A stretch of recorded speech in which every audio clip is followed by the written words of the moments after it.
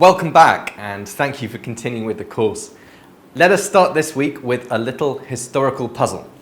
Think back to something very odd which happened around 500 years ago, when Europeans first sailed across the Atlantic to discover what they called the New World.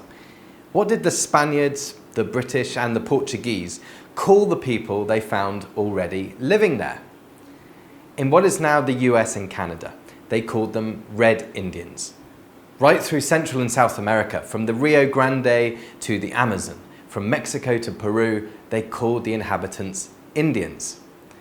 When Columbus arrived in the Caribbean in 1492, what he and his successors believed that he had discovered a new route to Asia, and that India itself was just a little bit further over the horizon. In the Spanish merchant city of Seville, here is the building where Columbus's journal and thousands of other documents related to the Americas are stored. It was built by King Philip II, 80 years after Columbus's famous voyage. And what is it called? The Archivo General de Indias, the General Archive of the Indies. Within a single decade, 3 historic voyages across the oceans would go on to change the fate of billions of people's lives in the subsequent centuries. As well as Columbus's famous voyage of 1492, there was Vasco da Gama's, which was the first European journey to reach India directly by sea, reaching in 1498. And then there is Pedro Alvarez Cabral, whose ships attempting to follow da Gama's route to India were blown off course and ended up accidentally discovering Brazil for the Portuguese in 1500. Which is why to this day Portuguese is spoken in Brazil, but not the rest of Latin America. But why were Ferdinand and Isabella of Spain willing to take the enormous financial risk of funding Columbus's seemingly madcap plan? And why were Columbus and his crew willing to take such a chance with their lives by sailing into the unknown? And why did the Portuguese also go to such efforts to sail down the west coast of Africa? Well, it's because they were all looking to find new routes to the same place, India. Angus Maddison, the historical economist that we encountered last week, estimates that around this time in 1500, the Indian economy was 1.5 times bigger than the whole of Europe's. Having a direct trade link with India was the ultimate prize for a European country. India was also the centre of the entire Indian Ocean trade, stretching from Africa to Indonesia. Now, the American geographer and historian James Blort has written extensively about how these late 15th century voyages are the real answer to the question, why did Europe, and therefore the West, come to dominate the world? Europe came to dominate, according to Blort, because they got to the Americas first. And that wasn't because they were wealthier or technologically more advanced, but just because it was so much easier for Europeans to get to the Americas than it was for the Chinese or the Indians. Blort then believes that the wealth that flowed from the Americas to Europe in the 16th, 17th, and 18th centuries, especially the 16th century, was sufficient to propel Western civilization onto a trajectory which enabled Europe to eventually eclipse the achievements of China and India, both of which were at similar stages of progress, technological development, to Europe up until this point.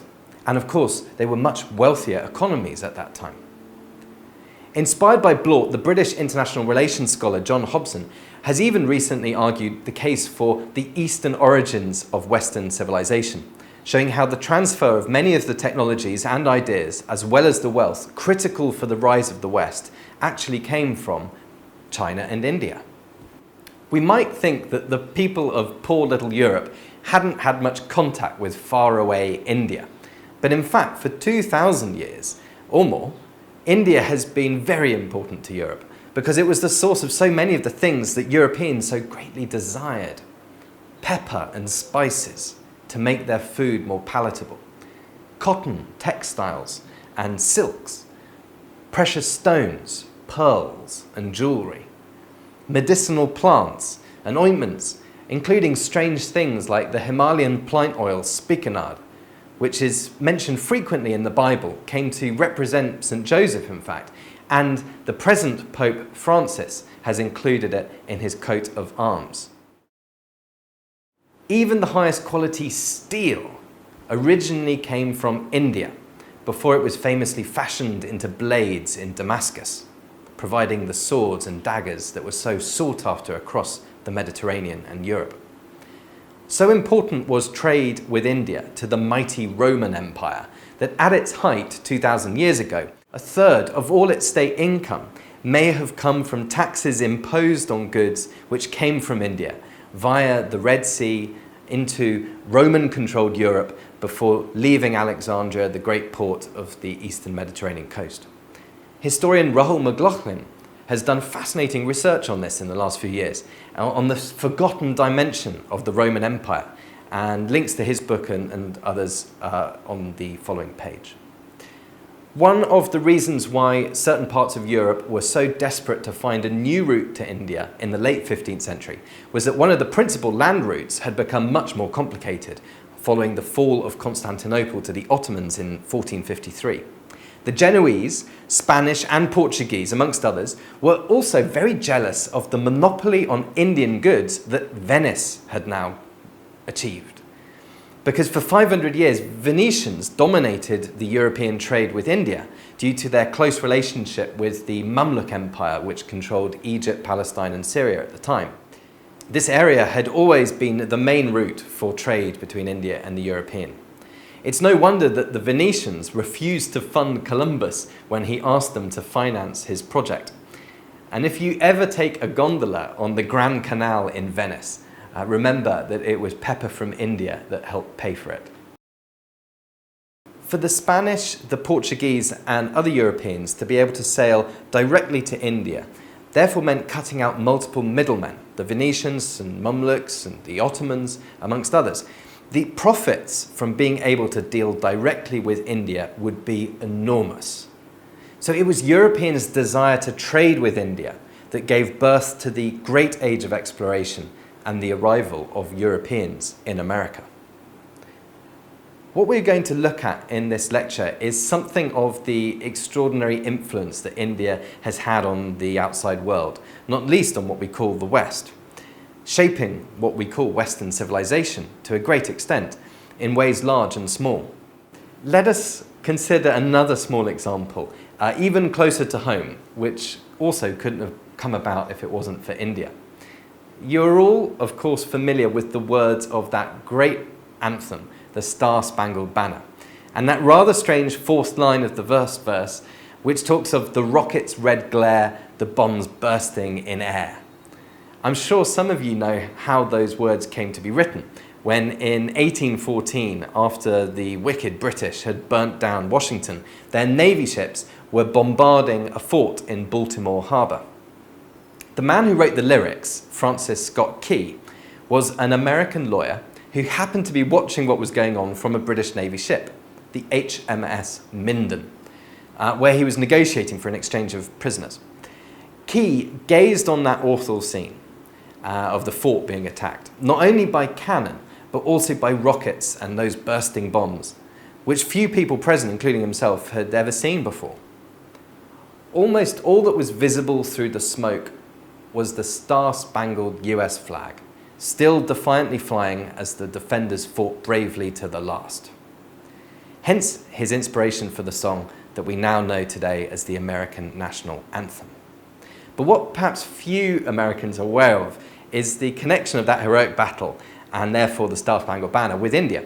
At that time, the dominant power in India was Britain, constantly advancing into those parts of the country which were still ruled by Indian rulers.